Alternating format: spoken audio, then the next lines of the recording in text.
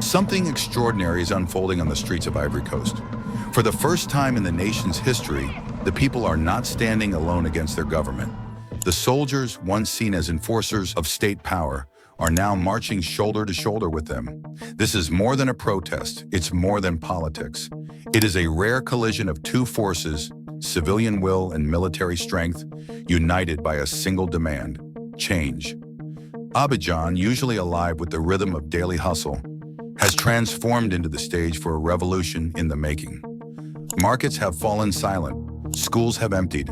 From students to traders, from pastors to street vendors, a tide of humanity is flooding the avenues, chanting for the end of a presidency they say has stretched too far.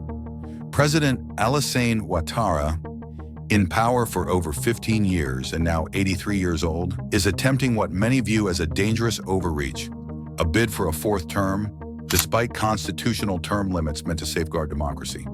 But the spark that truly ignited this uprising wasn't just his announcement. It was the sudden arrest of 4 opposition leaders, an act meant to suppress dissent that instead detonated a movement. And in a twist that has stunned the nation, sections of the army, once tasked with dispersing such gatherings, have joined the people. Armored boots walk alongside worn sandals. Camouflage blends with protest banners. Soldiers shake the hands of the same citizens they once stood opposite. This moment is more than an internal political storm. Ivory Coast is one of West Africa's largest economies, a founding member of ECOWAS, and a critical link in the region's stability. If the old order cracks here, the tremors will be felt far beyond its borders, from Dakar to Lagos, from the corridors of ECOWAS to the offices of Paris. What we are witnessing is a rare and volatile mix of defiance, unity, and uncertainty. A scene that could mark the beginning of a peaceful democratic rebirth or a descent into chaos that reshapes African politics for years to come. August 2nd began like any other humid summer day in Abidjan, but by nightfall the city was unrecognizable. What started as a tense but planned march for democracy turned into a seismic rupture in Ivorian politics. Only hours before the demonstration, security forces swept in and detained 4 of the nation's most prominent opposition leaders. The arrests were swift, calculated, and clearly designed to send one message: dissent will not be tolerated. But instead of breaking the will of the people, it broke the dam. By midday, word of the arrests had spread like wildfire. Crowds that were expected to number in the thousands swelled into the hundreds of thousands. Men, women, and children poured into the streets, waving flags, chanting slogans, and defying the heavy presence of riot police. From the bustling markets of Trècheville to the wide boulevards of Plateau, Abidjan pulsed with a single demand: that the Constitution be respected and the march toward a 4th presidential term be stopped. By nightfall, the aerial view of the city told the story. Rivers of people flooding through neighborhoods, torches and phone lights turning the capital into a living constellation of resistance. It was no longer just a protest, it was a statement, a warning, and for some, the first real taste of revolution in a generation. They came from every corner of Ivorian life: students in faded university sweaters, traders with hands calloused from years at the market, teachers who left their classrooms, market women who abandoned their stalls, and religious leaders still in their robes. People who, under normal circumstances, might never walk side by side were now moving as a single, unbroken wave. Their demand was not wrapped in political jargon or complicated policies. It was sharp, clear, and unyielding. No more extensions, no more bending the Constitution.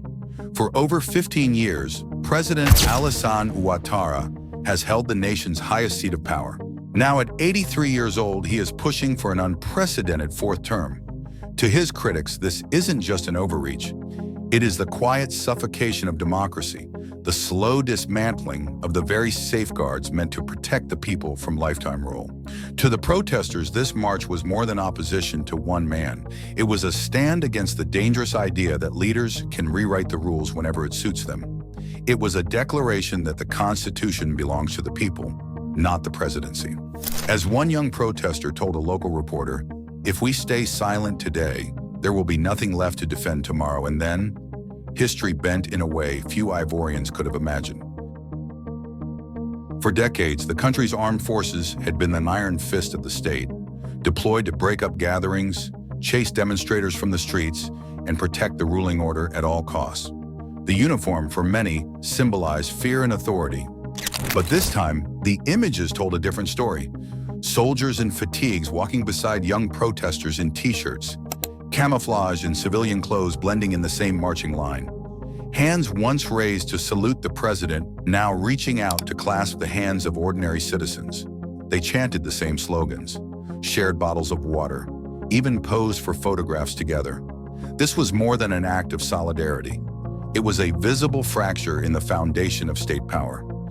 Because when the very force designed to protect the presidency begins to march with the people, the rules of the political game change overnight. But to see this only as an Ivorian story would be to miss the full scale of what's unfolding.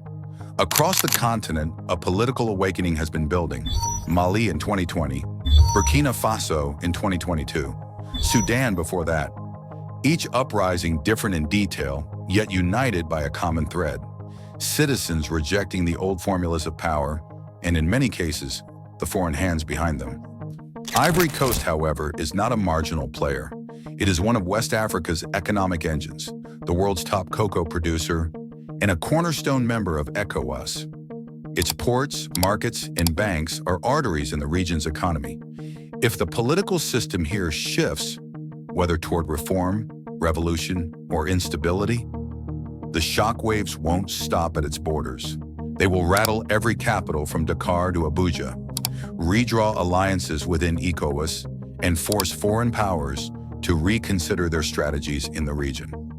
This is why, for Africa's leaders and its people alike, the outcome in Abidjan matters far beyond the streets where it began.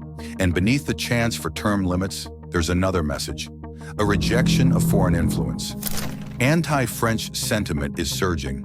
Many protesters openly say they'd rather follow Burkina Faso's new model than a Western-style democracy they believe is designed to keep them dependent. Right now, two futures are possible. One, the protests force dialogue, reforms, and maybe a peaceful transition. Two, the situation spirals, the unity cracks, and instability takes over. Which path will Ivory Coast choose? And could this be the model other African nations follow? The next months will define not just Ivory Coast, but the direction of democracy in West Africa. So let's talk. Should other African countries rise the same way Ivorians just did? And can the people and military stay united long enough to win real change? Drop your thoughts in the comments, share this video so the conversation spreads, and don't forget to subscribe for more stories the mainstream media won't touch.